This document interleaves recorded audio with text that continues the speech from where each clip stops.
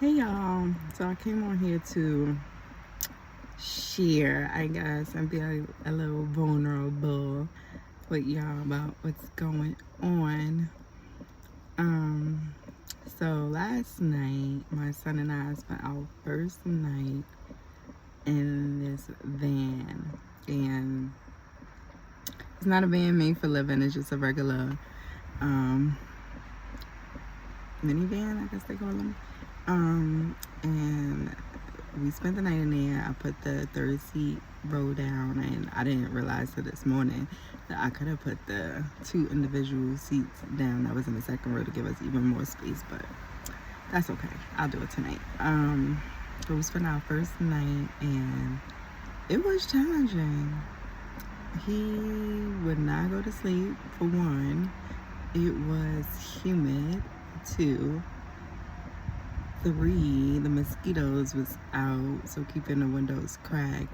And the first location that we were in was like, oh my god, it was so irritated and discouraging. Like I was like frustrated, annoyed, just battling a lot of internal noise about why I'm here, why I'm doing this, why I gotta do it this way. Other people could obtain the life that I'm going for without having to go this way. And I had to I had to remind myself, like, yeah, God has different paths for us all. He's gonna take some of us this way or that way for whatever his reason is, and we will know what the reasoning is once we go through it, because the different paths produce different things, and he's given all of us different gifts, and we have different strengths by his power, right, to execute, and different things assigned to us. And in order for that to come forth, we have to go through certain trials and obstacles and paths so it can be revealed and brought out of us. So I'm like, okay, you know why you're here, you know why you're doing this, you know what you want, you know what it's gonna take. You've been preparing mentally, for this life. You keep saying you want it, and you keep trying to go the way that the world tells you to go, and that way only puts more weight on you, more stress, gets you further away from it sometimes. And it's like, okay, Lord, I surrendered, I gave you my yes, here we are, right? And my eyes are so been irritating me today, so excuse me if I keep wiping them, because they are, like I said, irritating, itchy, and I can feel it when the water and stuff. So I'm like, okay, Lord, but I cannot do this. Like, he wants to be all on top of me, usually because we go to sleep, we somewhere cool, comfortable. I don't mind, keep your opinions about the bed sharing with your child. He's about to be 2. Keep your opinions, I didn't ask you.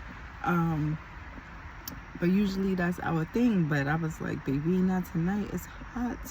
And in order for us to stay cool and live off this, minimum circulated air that we get in, we gonna have to be to ourselves and take slow breaths, right? And he not with that. He flipping all over the place. He whining, he falling, he crawling over me. He getting himself all worked up, which making him more hot and sweaty. So that's making him more irritable. And I'm like, then he want to get up, he want to play, he want to laugh. I'm like, boy, we need to get some rest.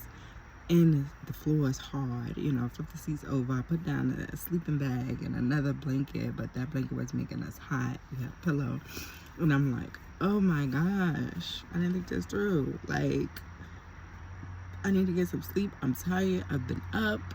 The day before that, I got up at 3. I laid back down at 5 to 6 an hour, and then I was up after that all day. And it's like, at this point, maybe like 9 o'clock, and I'm like, boy, go to bed. I'm just doing like Bible study. I'm trying to listen to the word, and it's not sticking because I'm in my head, and the thoughts and the environment and where we are is just like, I was just like, God, please.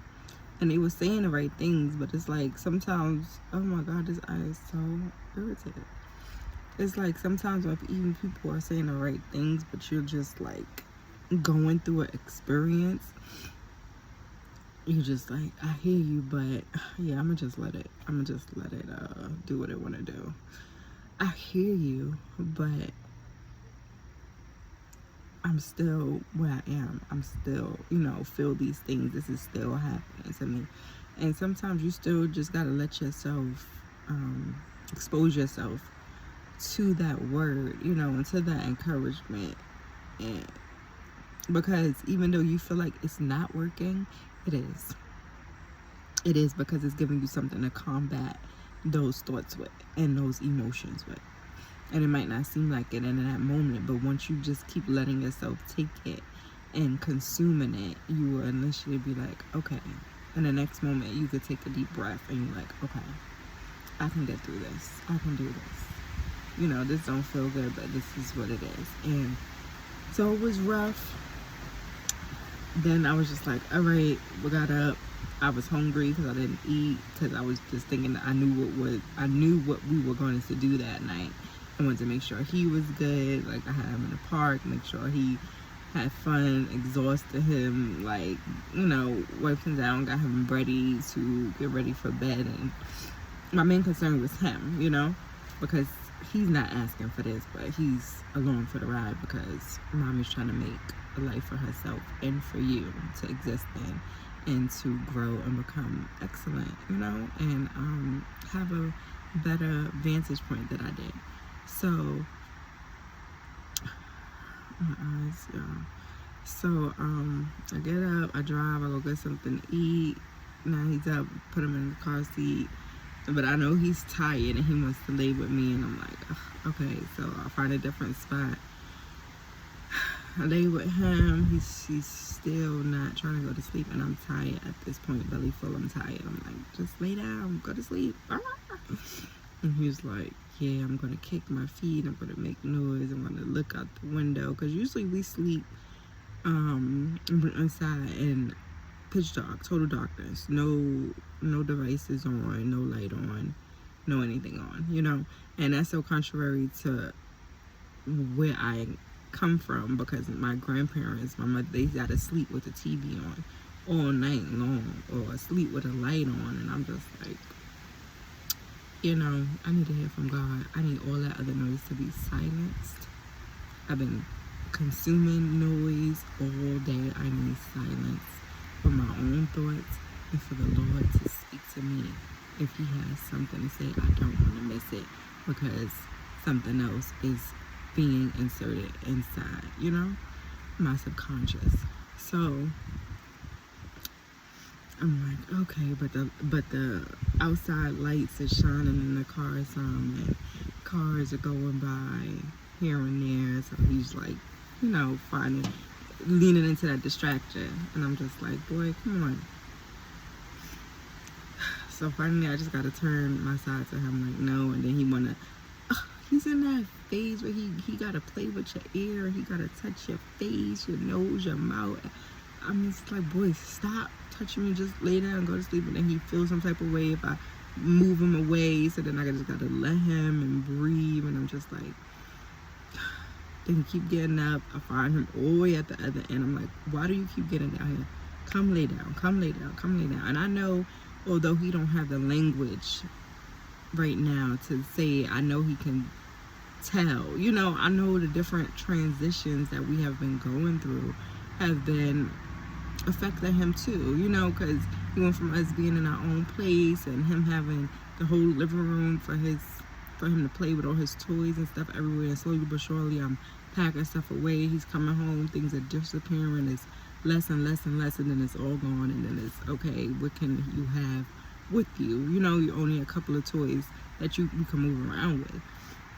And although he can't say it and really express it that way, I know, he can, sense something changing. And so that's ago why he's like falling out and like, what is this? Like, this is not where we sleep. I'm used to sleeping on a big comfy bed, cool, laying on mommy in the dark. What is this? Why are we still in the car? Because he knows we're in a car.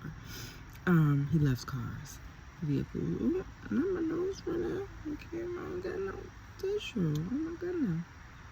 Anyway,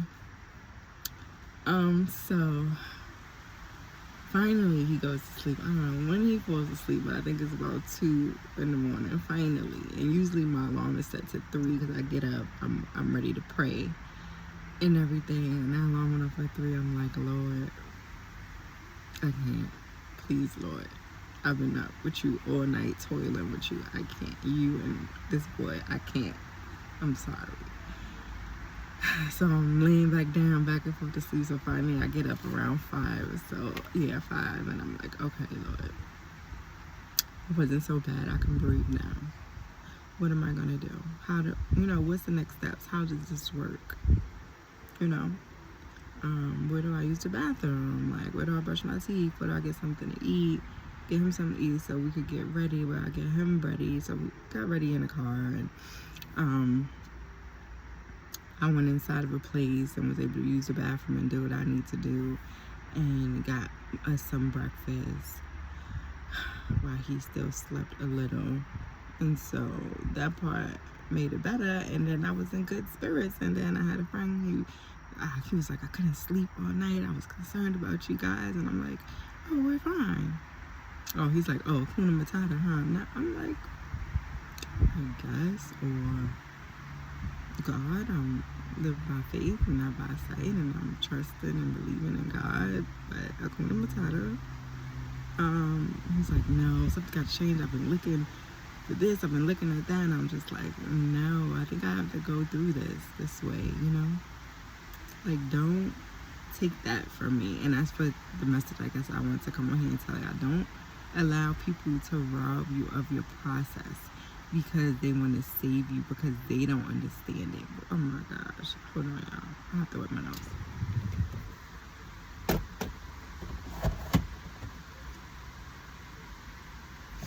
Okay.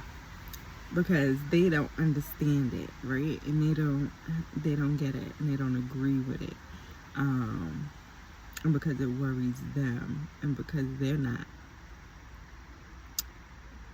exercising their faith, right? Because if they were, they would know, like, I know, I understand, I've been there, or I know how this is, I'm gonna be praying for you, and one for you in the spiritual realm, not trying to fix it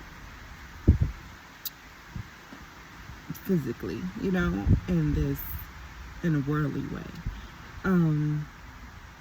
And I'm just like, I was surprised by them. I'm like, because you want this type of life too, so what you think is gonna go? And it's like, no, I could understand if it was me, but it's you and the baby. Oh, it's because I know. I'm like, oh, it's because I have my son, right? And it's like, you too, but I know it's more so because I have my son, because people always feel like children shouldn't go through things, and it's so wrong of us to think that, because so much of who my child is gonna be is being shaped from the time he comes into this world.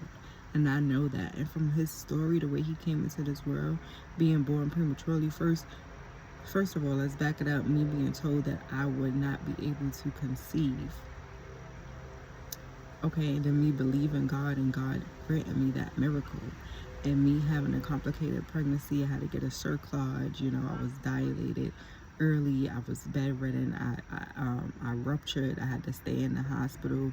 I was gonna have to stay in the hospital till if I came to full term. I only lasted about a week after being ruptured, to where I started having pain, and they had to do an emergency C-section to take him out, and he came almost 2.5 months early. And then we spent 2 months in the NICU in the hospital. And so from the time he was in me, it's been a fight. He's over his life. From the time he's coming out, he's been fighting.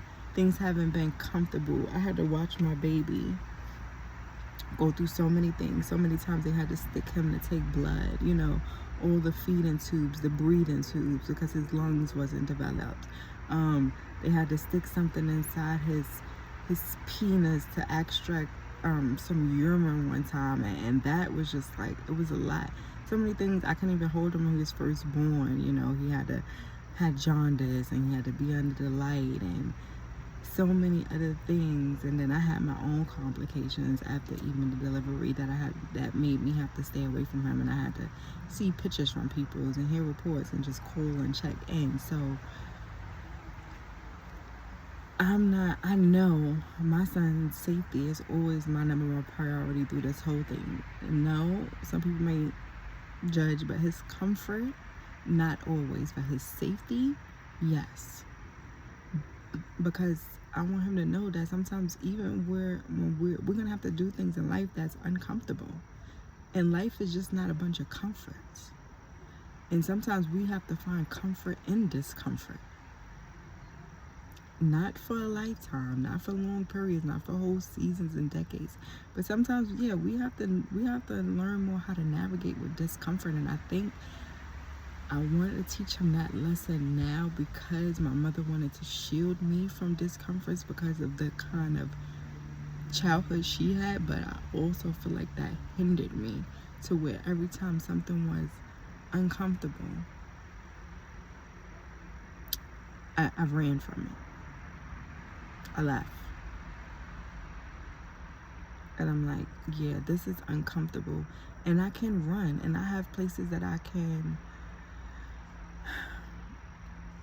resort to, right? I do. But I'm choosing to stay in this because I want something else to be produced out of me. I don't want to just be a person who takes flight all the time. I want to be somebody who has staying power, right?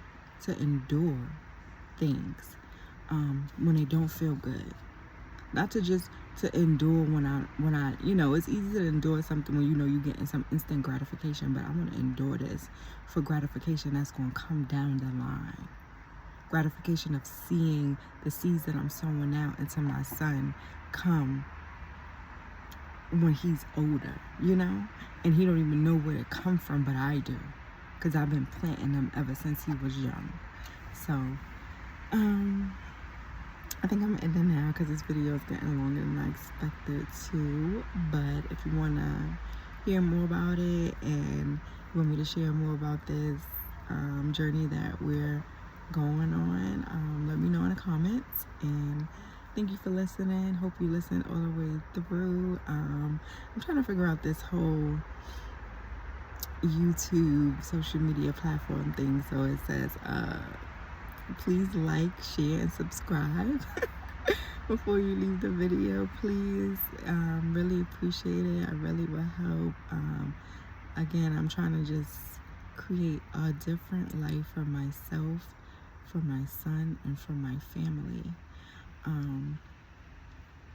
than what I had. And my mother, we always had this slogan, a better one.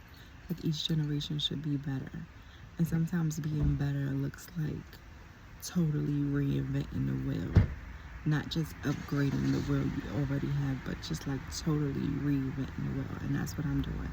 I'm totally reinventing this wheel. And so I know it's not gonna be easy, but I know that the master and the creator has me in his hands. He has tomorrows in his hand, and he's intentional about me. He's detailed. He cares. He loves. And it's all going to work out for his good and his mighty plan. So I'm interested to see how all of this unfolds. And if you're interested, stay tuned. All right, y'all. Have a blessed day.